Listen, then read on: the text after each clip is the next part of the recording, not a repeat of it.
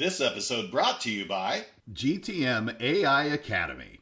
Learn AI from a globally trusted resource. Coach K, Jonathan Carfort. Their bundle, Enablement AI Mastery, includes both the core Generative AI Foundations course and Enablement AI Mastery specifically. Each course has a value of $599 individually, but Coach K is offering them as a bundle with reduced pricing.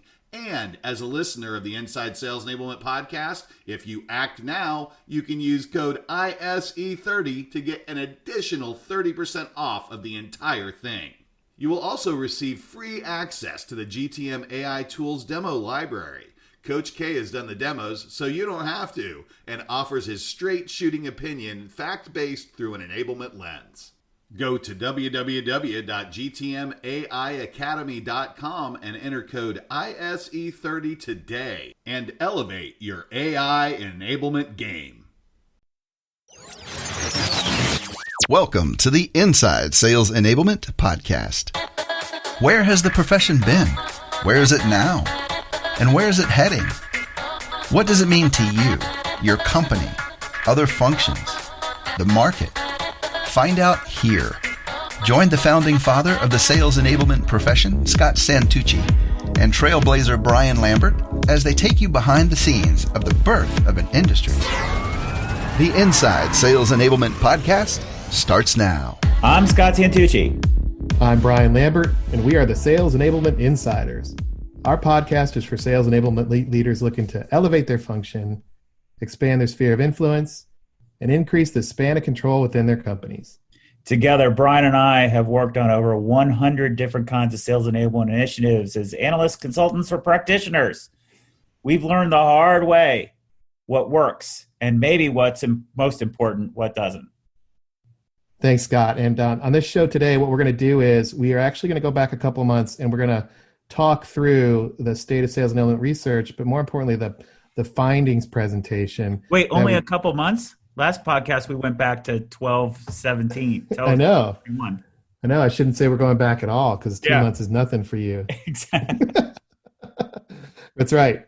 It feels like forever ago in a way because we've been actually producing a lot of content, podcasts, panels. We had our 1-year anniversary celebration. We're now in season 2.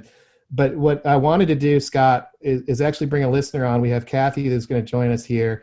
And what I wanted to do is talk through the findings presentation because not all of our listeners were on that. And the reason why I want to do that is it's the executive summary of what's happening in the sales enablement space and more importantly, where it's going. So we're not going to recap all the panel discussions and all that. The listeners can listen to that. But more importantly, how does this land from a sales enablement leader perspective, like we have on the show here today, and how is this being internalized and actioned, if at all, right? Because the findings in and of themselves are great, but how do people process it and what do they do with it? So I've got Cathy joining us here. Before we do that, let's just remind our listeners. So what is Brian talking about with the research? So in March, we had a panel, a COVID panel, where we had Dr. Howard Dover, Kunal Mehta, and Lindsay Gore. And from that, we launched a survey. We did a survey, and we had over 100 people, 100 sales enablement practitioners respond to that survey. We recruited, and by the way, you can go to our site to look at what the research process was. We had 43, we deputized 43 analysts, so to speak, to help us out. We ran 6 panels and then produced the first of a series of webinars that we're doing to unpack all the things that we learned. And that was the first one, which was the findings of all of these things. I guess partial the findings, because we're getting ready to do our 4th webcast. So Brian, go ahead and take it away and go ahead and introduce Cathy. Yeah, absolutely. So I've got Cathy on, and Cathy has been somebody that I learned from a lot via LinkedIn, and she's chiming in a lot around this inside sales enablement content and the state of sales enablement research that Scott just alluded to. Her name's Cathy Rowell, and she's with Nectar. Hi, Cathy. How you doing? Hi, Brian. I'm good. How are you? Good. And for the last 2 months, we've been going back and forth on LinkedIn in a variety of different ways. Yep. And I thought it'd be good to just have the public conversation. So I appreciate you jumping on the call with us here and processing together what you learned. Yeah, happy to be here. Thanks for having me. Sure. So let's go back a couple of months ago. We had our Inside the State of Sales Enablement research. So Scott presented that. I'd just like to open it up with you. What did you take away from that? And what kind of resonated with you as you were processing that content? So I'll be honest with you, the webinar happened at a time when I was buried. And that happens, right, to all of us in our day-to-day jobs. So I didn't have a chance right away to kind of absorb everything from the webinar. And I went back. Scott posted something on the Sales Enablement Society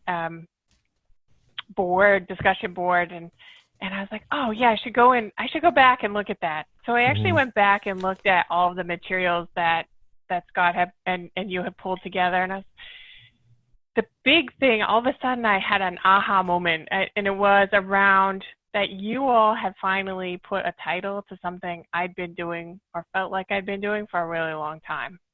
And that was the Orchestrator title. Like, oh, that's brilliant, because this is something I feel like I've been kind of doing for a long time, both here at Nectar and in a previous role, right, in previous life at different sales enablement roles, where it's not always about the tactics and getting everything, doing things and just sitting around and getting that right, but also about the whole strategy and marrying the two together. So all of a sudden it was like, wow, you guys finally let me know what I did. I literally that day went onto my LinkedIn profile and changed my headline to include Orchestrator. Wow, that's amazing. And that's great to hear. Actually humbling to hear. So I appreciate that. And it's one of those things where you go through it and you do the findings, you publish it, and you don't know quite what the impact is. And one of the things that's interesting here is you said you're a sales enablement professional and you've been in this, it sounds like you've been in the space for a while.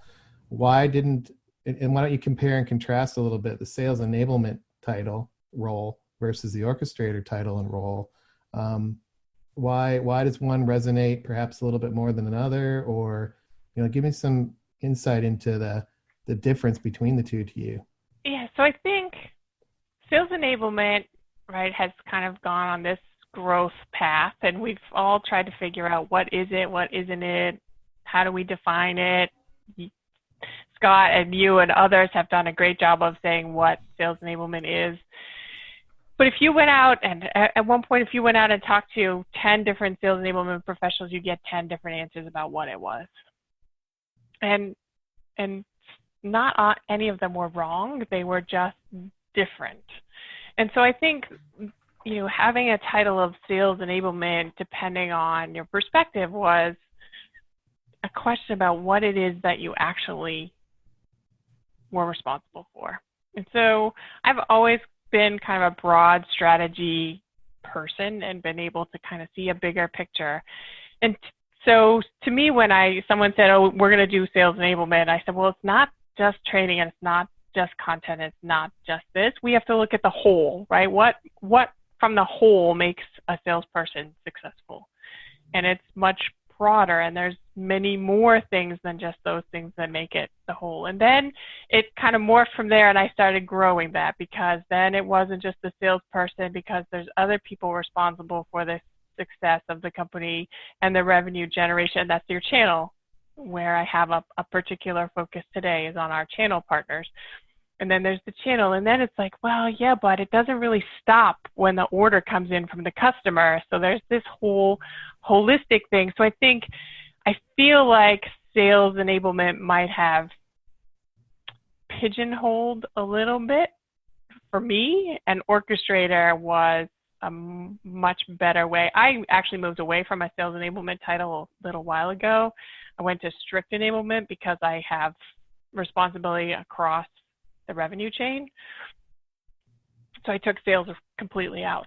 And then I changed it again last year, and I said, well, that's not exactly even what I'm doing, because I'm really responsible for the efficiency of our channel and our sales to get the customer to success. So it resonated. The other thing that resonated a lot was it's about being able to work across different functions and work with people who don't report to you and make them all successful, right? Be successful together, and to be able to work across that and meet a common goal. So there was a lot of it that really kind of stuck in my head.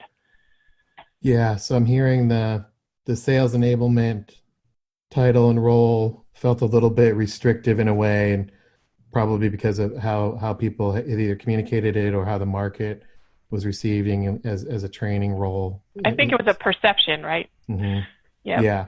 And then it sounds like your charter or your remit was broader than that pigeonholing, if you will, or that boxed in. Right. So you thought about dropping sales and just being enablement, and just enablement was something that you did, actually, you said. And then from that perspective, it became about this broader picture, which we've dubbed the ecosystem view. And we're actually going to have a podcast soon around that. And then the final piece that you're talking about, which is obviously really intriguing to me, and what we've been chiming back and forth around on LinkedIn, is this idea of working together with people to achieve an outcome and a goal together, whether or not they report into you or not. I'll throw that in there, right? Because that's implied that you don't have to have the headcount reporting into you to be an orchestrator. In fact, it's part of the role of orchestrator is to not have the headcount actually reporting into you, right? Exactly. So what do you think about that as a part of the role, this idea of working with others to achieve that outcome and goal? And then what have you seen or taken away from the last couple of months that's perhaps struck a chord with you around this idea of I'm an orchestrator? So, I have lots of experience working with cross-functional teams that don't report to me, and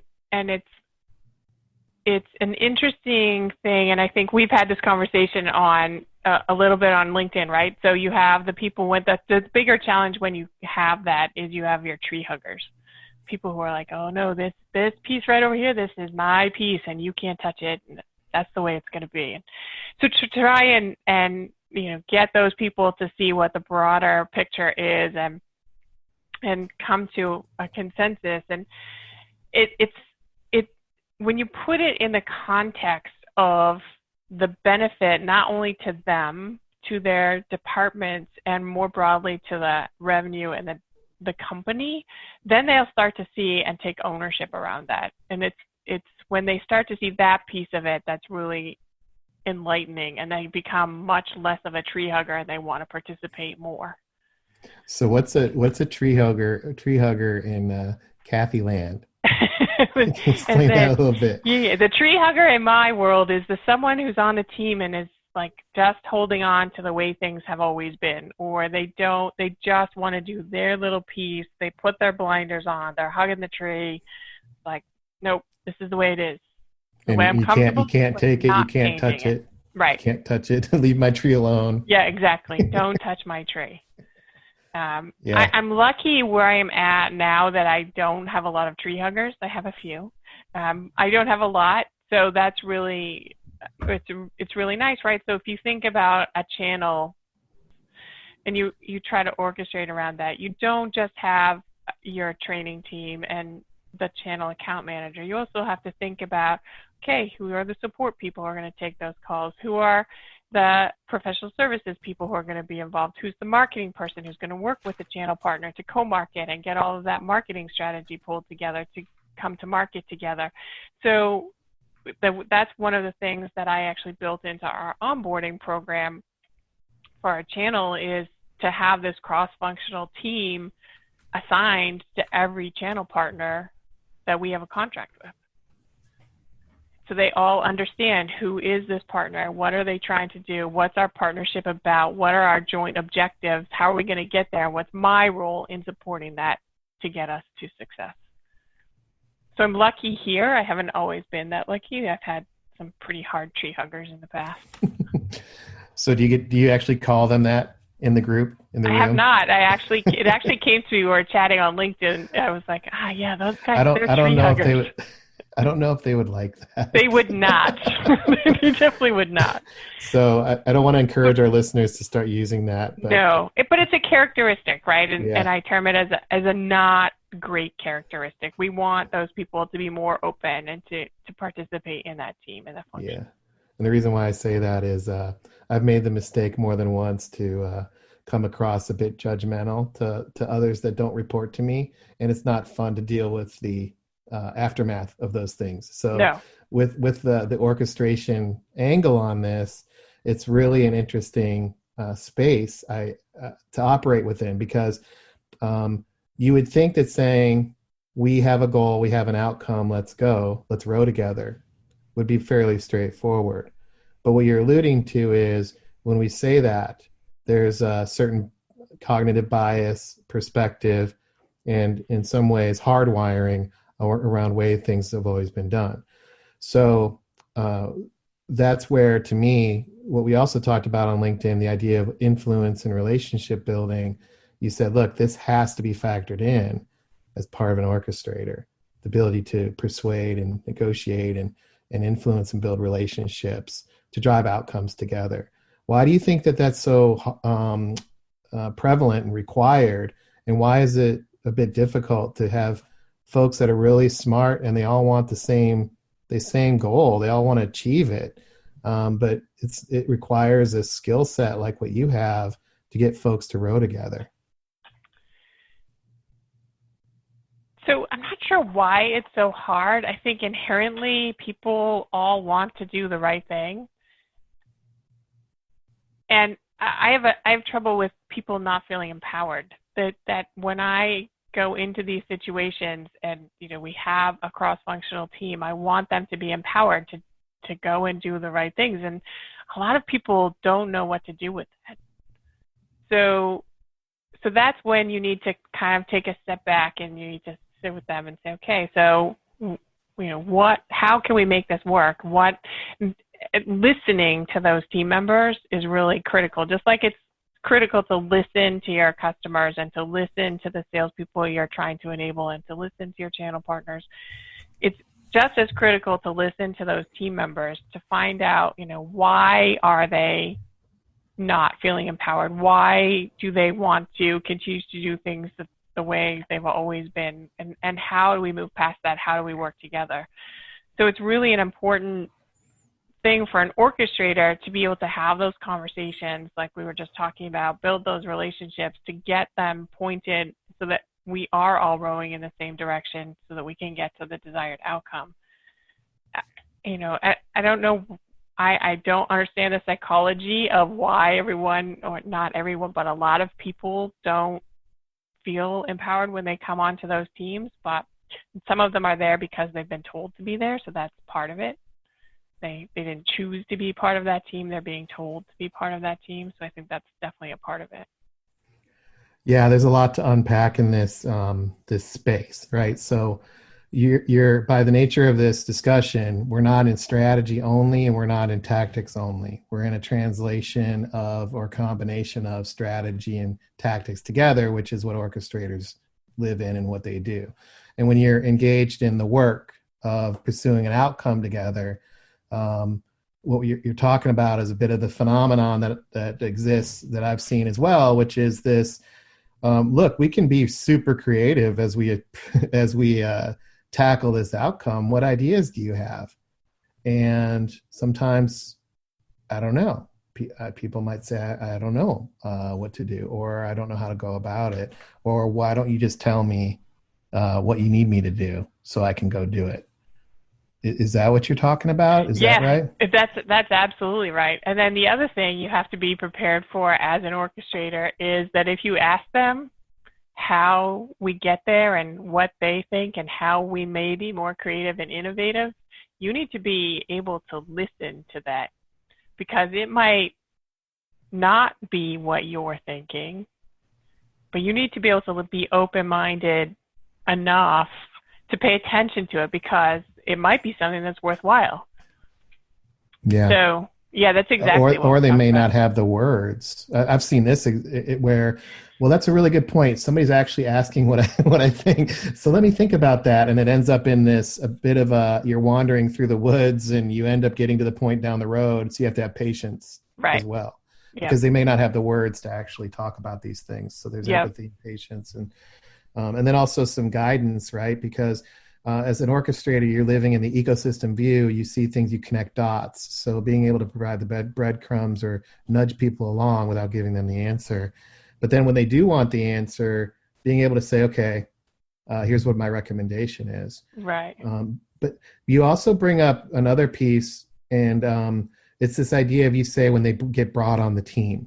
So let's talk about this orchestrating teams now, because one of the things that I'm finding in the space is, okay, I'm an orchestrator. And then if I were to flip it and say, what are you orchestrating? Some say I'm orchestrating an outcome. Some say I'm orchestrating a process. Some say I'm orchestrating a bunch of technologies together and weaving those together. I've heard people say that. I've heard people say I'm orchestrating people, obviously, which is what we just talked about. But you're alluding to, you're actually orchestrating teams, I believe. Is that correct? Yeah, but yes, but the team is driving to an outcome, right? Or potentially a change in process, or implementing some new piece of technology. There's always some outcome that you're driving towards with that team. So I think orchestration can be orchestrating a team, but it can also be orchestration, what you just said. We could be orchestrating a strategy or an outcome or something else, or it could be a combination thereof. Yeah, especially, I mean, that's I'm tracking. And so just my piece on that is, what I think you're saying is, when you look at an outcome, it's not just one and done answer. There are multiple ingredients, I'll call them. And so the ingredients are obviously people, process, technology, information sometimes, right? And then there's this idea of who's doing what that you're alluding to, and then I'm trying to draw out, which is who's producing what towards the outcome. We could produce that as individuals, but because we're orchestrating, it's when those people come together and produce together and achieve that together. It's that togetherness, i.e. a team, right, that we need to drive to. And I think what I want to do is say, what's your thought about, I orchestrate a bunch of individuals versus I orchestrate a team outcome? Yeah, I don't want to orchestrate individuals. I think, you orchestrate a team, and because people work better together and the outcome is better, I think, when you have multiple people providing input to that outcome. There are times when you can't get to an outcome without multiple people working on it. I think it needs to be a team, and you work together as a team. You fail as a team. You succeed as a team. You drive as a team. One of the things that I was really conscious of when I did a big software implementation at an enterprise company, I had a virtual team of over 100 people. None of them reported to me, cross-functional, and we had a deadline, very tight, 3 months, get it done. You have to roll it out to 17,000 salespeople in 3 months. And, everyone knew what the outcome needed to be. And were there fights on the team internally when we got there, trying to get there? Yes, absolutely. But in the end, we succeeded as a team. I tried to tell them the whole way through that this was not Cathy's project. This is our project. This is, something that's going to benefit the entire company. So to me, I don't think it's orchestrating individuals, because then you have, one person doing one thing and another person doing another thing. You need to orchestrate people as a team. Yeah, so that makes, I like the visualization here. I can see people on a call working on Cathy's discussion, and she says, look, it's our team, and you did your hand movements, it's us together. Right. And so that piece of orchestrating the team, what did you have any I don't know the word, disconnects with line managers? So the reason why I'm bringing this up is when these people are on the team and they're all working together, they're also reporting into, because it's a matrix organization. Yeah. They had day jobs. Management. Yeah, they had their day jobs. So did anything you can share there with orchestrating at that level, the manager of these people, or making sure the managers are supportive of the outcomes you're trying to drive? Yeah, I mean, the managers become a little bit of your stakeholders because you're using their resources to get the project complete. So a little bit they become stakeholders. I mean, if you have challenges, sometimes you need to go to the managers and drive that. I didn't have a lot of challenges with the managers or the day job kind of pieces because it was a pretty strategic initiative that we were driving. And people realized what the significant impact would be at the end of the project, including the managers, but they become part of that extended stakeholder team. I think that's the other thing that you need to think about when you're talking about orchestrating the team. You're not just orchestrating the team who's driving the outcome. You need to orchestrate up as well and orchestrate to the stakeholders, because now you can imagine if you have 100 people on your team, cross-functional, all over the world, that's a pretty big stakeholder list at the top also, who have expectations and need to know what's going on. Yeah, and stakeholder management and communication and providing invisibility into what's happening. Because on a strategic project like that, the managers are going to come, annual review time. Hey, what did this person accomplish? Right. So it's better to make sure they're in the loop along the way. For example, That's super tactical, but I can see what you mean there in managing that communication. And then, so when you look at, we're kind of painting a 360 view, right? You've got a team. The team doesn't necessarily work directly for you. However, they're all in the team together to drive this outcome. So we're orchestrating a team, not orchestrating a bunch of individuals.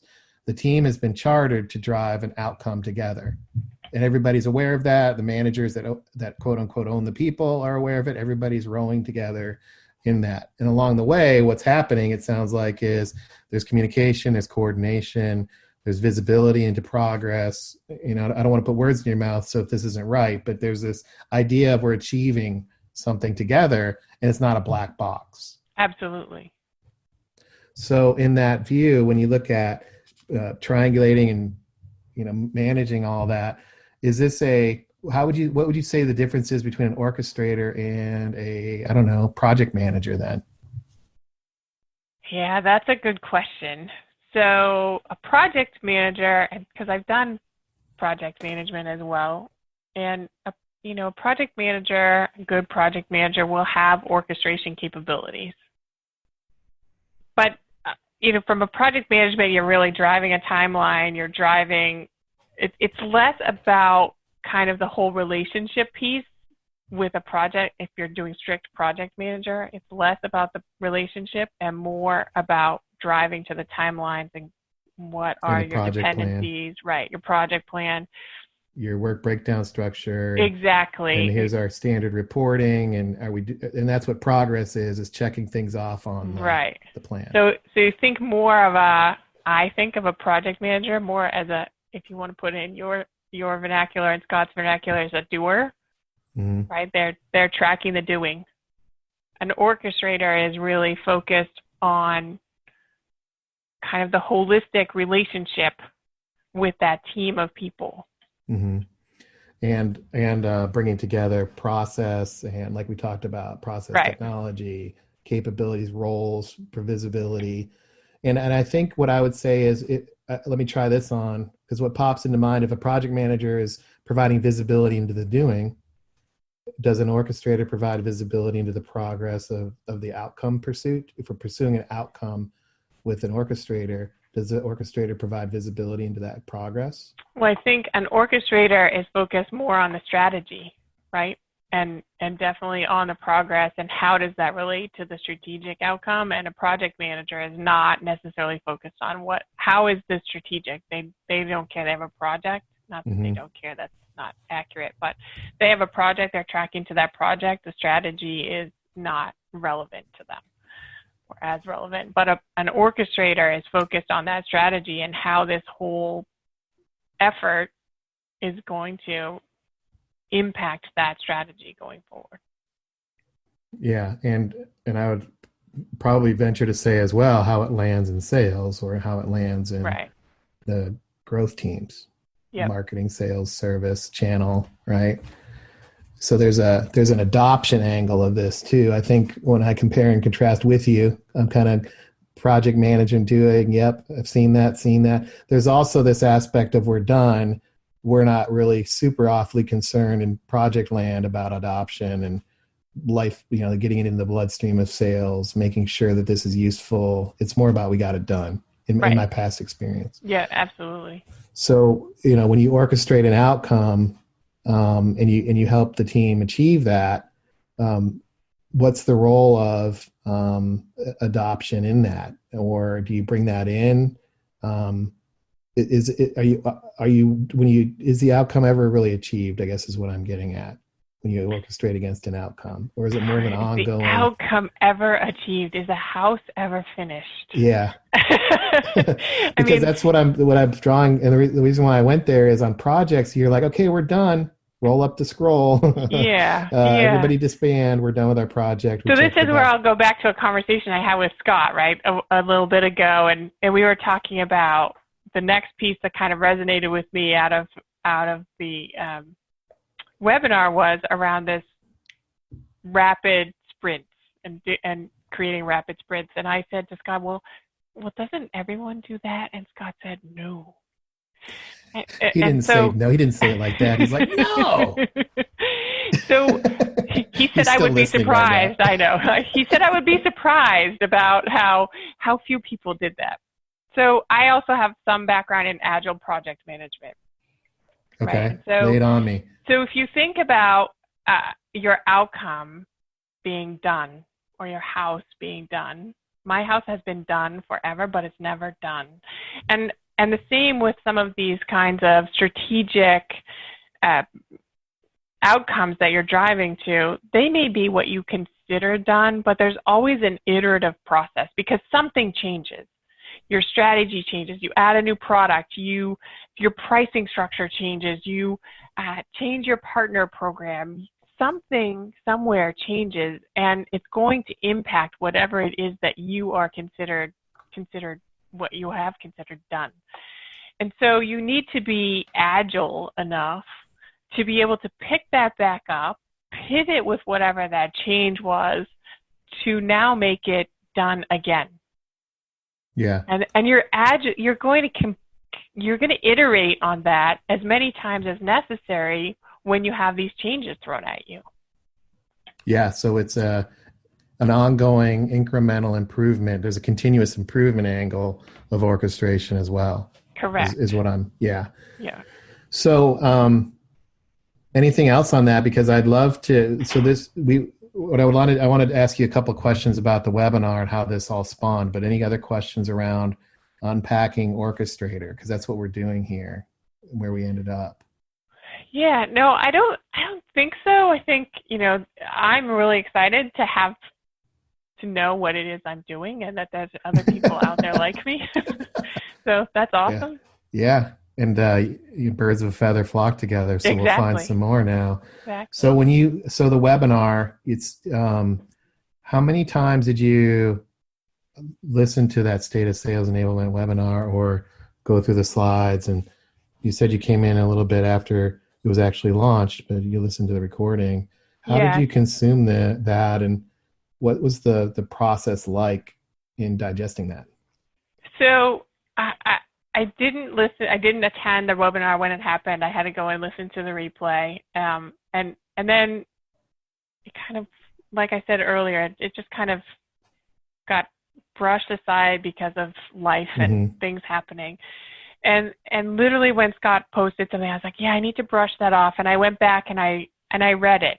And I read it and thought, okay, and I kind of digested. And the next day I literally went back and looked at it again. And because it was important enough for me to try and digest everything that I had heard and understood in there. And so you sent me the slides yesterday before we started this recording again. And I went through them again. I was like, oh yeah, I forgot about XYZ or, these other things. And so I've been through them probably 3 or 4 times to be able to go back and say, yeah, I need to remember about that. And I've used parts of them when I talk to other people about the difference between a doer and an orchestrator. And I specifically pull out, and I love the jars, right, for the doers, all the different jars. And everyone has a focused task, and an orchestrator is kind of orchestrating the whole process and the people. And so I've pulled those things out. So it's been really good to have that to reflect on and to go back to, and the whole webinar series building. So, with the commercial ratio webinar and some of the other webinars that have fallen out of this, that's been really helpful also to be able to go back and refresh. Yeah, I think this is helpful. I've seen this too. And it's like what I've found is the podcast market really teaches people a certain formula. A podcast equals, 30 minutes, it's a guest speaker, it's raw, whatever. I mean, there's a formula that it seems like everybody's adopted, and we don't do that here on our podcast. So we've had feedback around, well, you're not like everybody else, and some hate it, some love it, etc. But on the webinar itself, when you look at what that is and how it's revealed itself 3 or 4 times, what you're doing here is you're helping our listeners learn how to consume. On one hand, burden is on us and Scott to create something that's digestible, but on the other hand, it's up to the listeners to engage and get out of it what they can. And it's this challenge because on the show and in the webinar, we're driving towards the future of sales enablement, which is going to put people outside their comfort zone. And we're trying to push people into, but like you said, the clarification, right? And clarifying what people actually do. So in a way, we're providing, we're actually just holding up the mirror. And it's not, Scott that's complicated or the show that's getting into deeper topics. It's actually, we're showing reality and reflecting reality. And that's a little bit of my soapbox, but what I'm hearing you say is this idea of multi-digesting the bits and getting out of it every time. Would you recommend that others do the same? Yeah, I think, that's what worked for me, right? But I'm also, it's crazy. The daily stress level is high and my task burden is high. And try and find a time to be able to do this and digest has been difficult. And so that's what works for me, is to be able to go back when I need to and to be able to look at those things and then, jump into conversation. So you'll see that I'm pretty active on LinkedIn sometimes, right? And then for a while, Brian, you don't hear from me. And right. So you could tell when Cathy's focused on other things. So that's what works for me. And I think, everyone is different, but if you have a chance to go back and look at something again, it will definitely refresh your memory, and you may get another aha moment out of it. Yeah, that's great. And I'm going to bring Scott here in a second to kind of recap this, but let me ask you something, Cathy, on the delivery of this, right? So over the last 2.5 months here, we've had what I would consider some pretty groundbreaking research. Obviously, I'm biased a little bit, but there's also, it's a large volume and it's pretty meaty. It's to me, it's one of those things where it really is impactful. Do you think there's anything we could be doing in the spirit of continuous improvement to help with the digestion piece? Is there a different way to deliver this? Is the podcast ideas or webinars a better vehicle? Is it any thoughts you might have on things that we could be doing to improve? I like the webinars. and I like that I can go back, right? So I'll be honest with you, the whole commercial ratio webinar, I had to have my calculator out. I was like, this is really hard for me to digest in the moment. So I've had to go back to that one too and try and get my non-mathematical accounting brain to try and figure out the commercial ratio. And that's at, for our listeners, that's at commercialratio.com if you want to see what she's talking about. Yeah, thanks. So I think for me that works. I think keep up the great work there. The podcasts are great too. I actually, in preparation, I was very sad not to have a Marco Polo story because I just went and listened to the last one before we recorded this one. Scott's I was like, not going to be able to sleep tonight. Actually, it's my thing. I said, I don't think you need a story for this one. Marco Polo. So I was very sad not to have a Marco Polo story, but these are great, right? So they're digestible when I have time. I could go and listen to them whenever. So I like it. I don't know that I have feedback. I guess the one thing I will say is keep pointing to them from places we're at. So LinkedIn is a great place. I'm pretty active there. Keep pointing at them from the Sales Enablement Society discussion groups, because if I see them multiple times in my face, then I'll remember to go and see them. Mm-hmm. Yeah, and just the reminder piece. Yeah. That's good. That's helpful. All right. So thank you for that.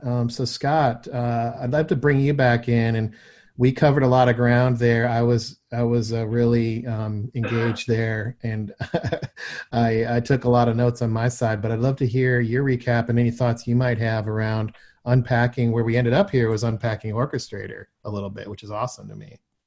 Yeah. So one of the things that I want to highlight, so Cathy mentioned sort of off aside, we had a brief conversation, and she said she really liked the sprints, and she said, but it's kind of obvious. I said, well, it's not obvious.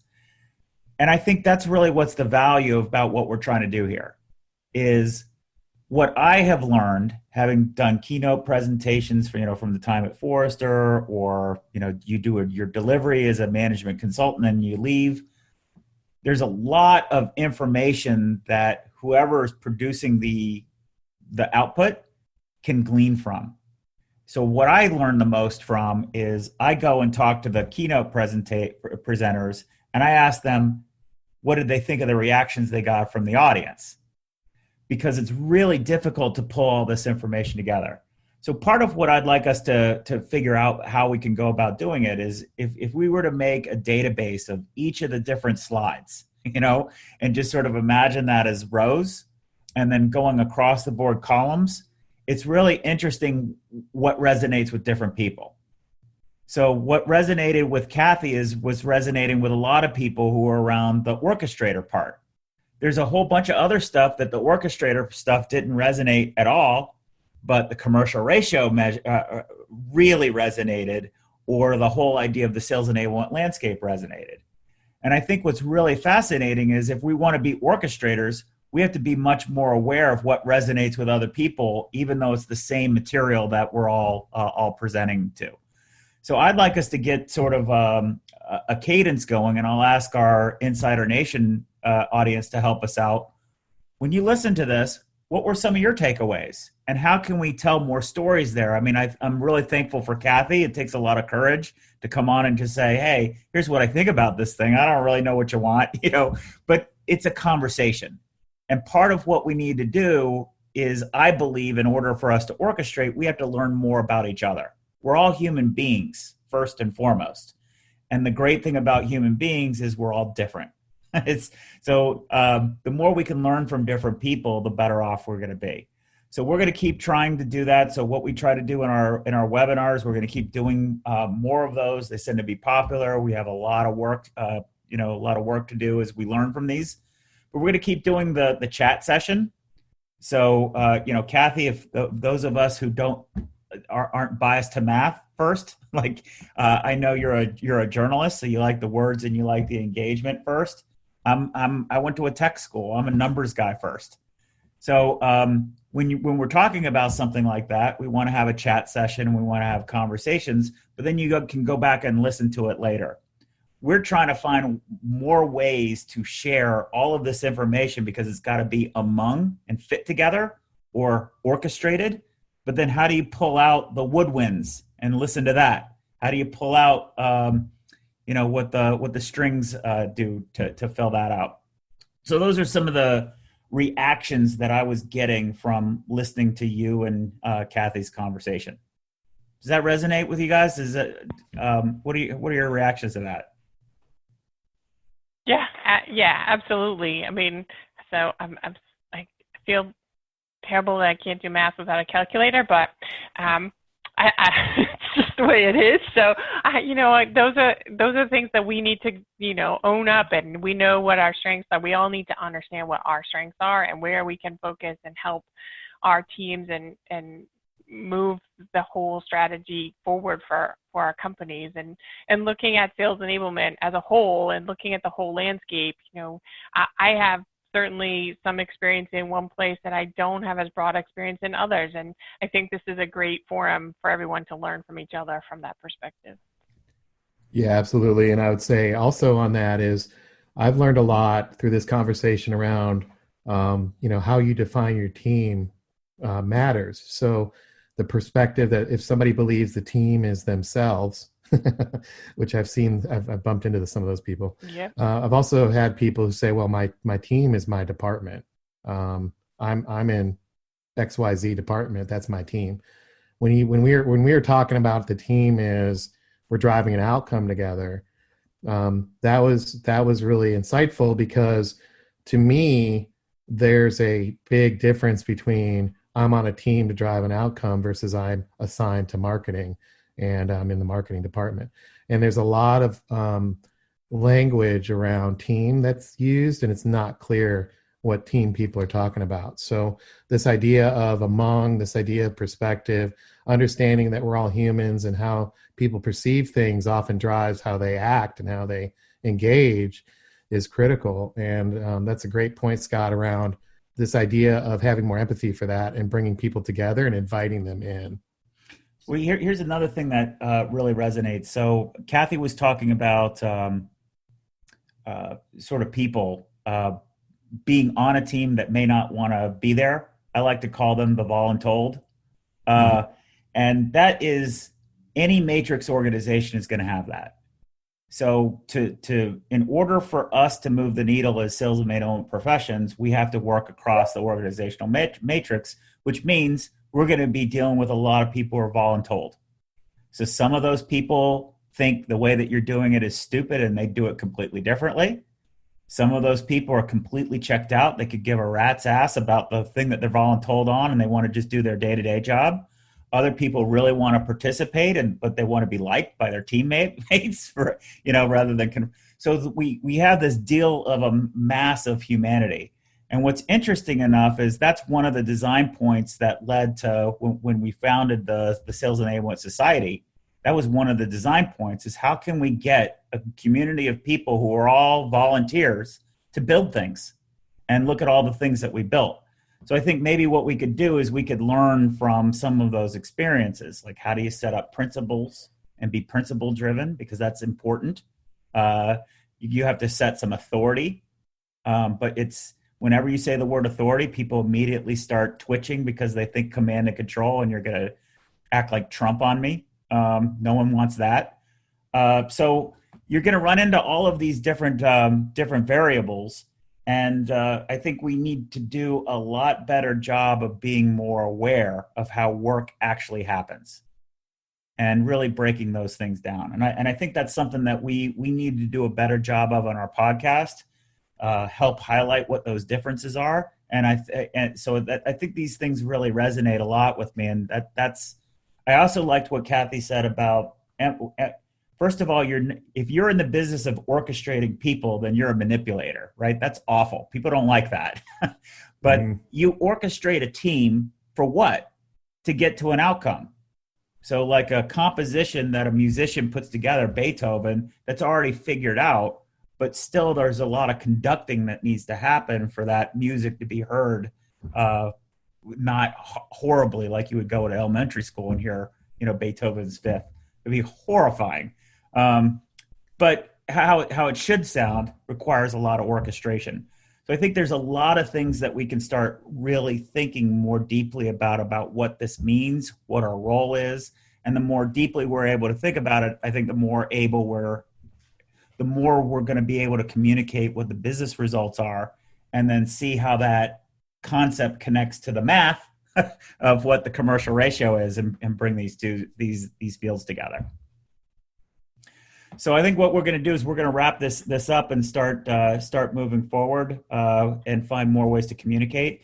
Insider Nation, what we'd love to do is when you get a chance, so we'll do the assumptive close. When you get a chance to listen to any of our webinars, please reach out to us and say, hey, I'd like to be as courageous as Cathy and share my feelings of how I reacted to it to help the dialogue going.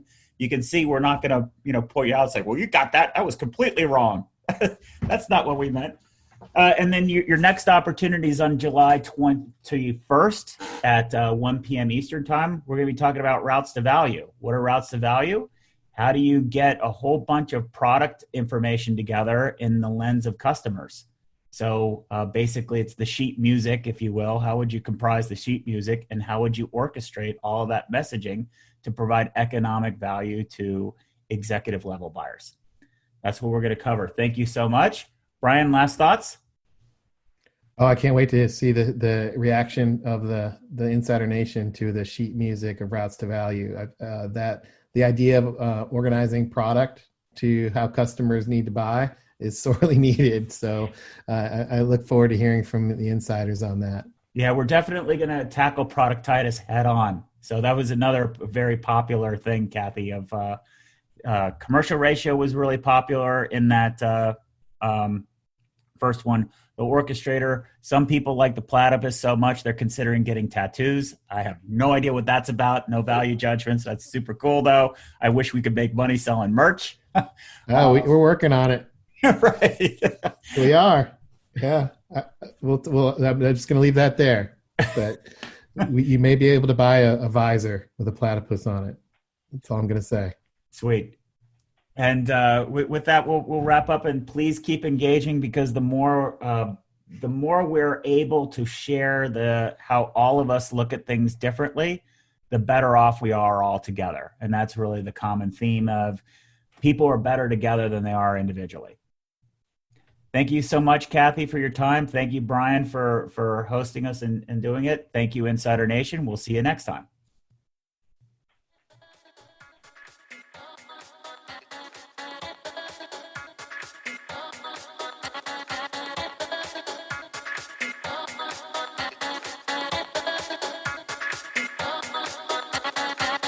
Thanks for joining us.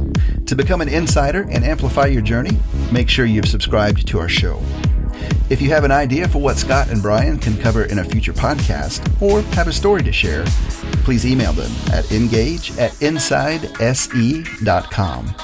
You can also connect with them online by going to insidese.com, following them on Twitter, or sending them a LinkedIn request.